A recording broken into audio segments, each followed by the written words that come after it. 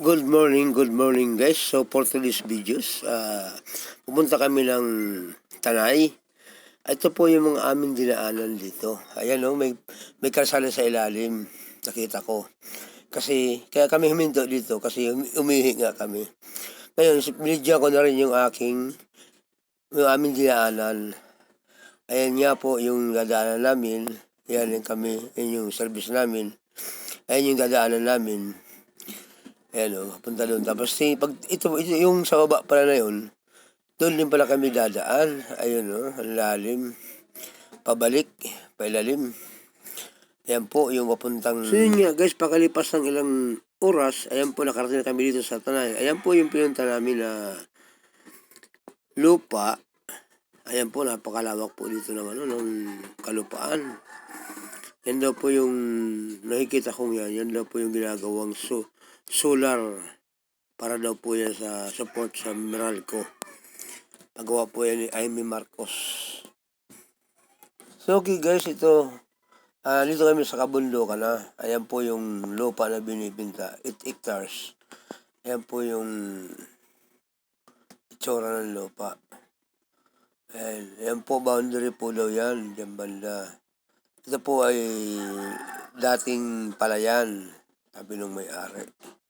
Hanggang po yan doon sa abot ng aking nakikita. Yan po nga yung mga kasama ko. Yan.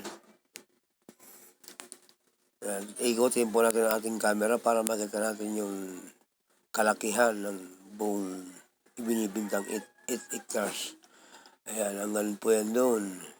Yan doon, taas na yun. Ayan po yung boundary. Yan, paakyat po yan. Boundary hanggang doon sa may kahoy na yun na kapalang yan. Kapalang dahon. Yan po yung yan, boundary. Yan. Taas na yan. Ito yung mga yan, kawayan. Yan. Yun na nga guys, pauwi na kami. Ayan po, naglalakad ako. Punta rito. Ayan. Inikot-ikot ko po muna ang aking camera. Ayan, meron pang bulaklak. Yan, inikot-ikot ko po aking camera para makita nyo kung ano yung mga aming yadaan ng puro po kakahuyan yan. Kasi po yan ay wala pang mga bahay. Kaya puro kakahuyan lang po yan. Yan po yung kalsada. Yan. Ganun po dito. Kapresko ang lugar. So yun nga guys, nandito na kami uli sa aming pinagdaanan. Ayan po yung bato daw na yan. Basta batong malaki yung ilan ng mga turista.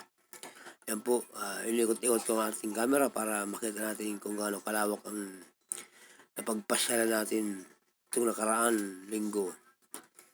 Ayan, yun yung daanan. Napunta doon. So yun nga guys, ayan po yung aking kasama. Aking matalik na kaibigan. Yan. Kaya po napunta kami dyan kasi nagbisita kami ng lupa na mga ibibinta.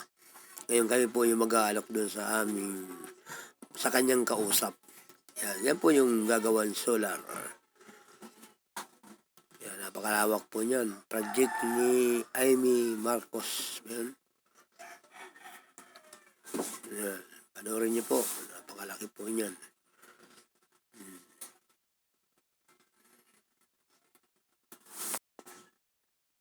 Ayan po yung lugar. Yan. Napakalawak po. So nga guys, ayan po yung yung sabi, stone rock. Stone rock. Basta yun na yun. Bahala kayo kung ano yung tawag nyo doon.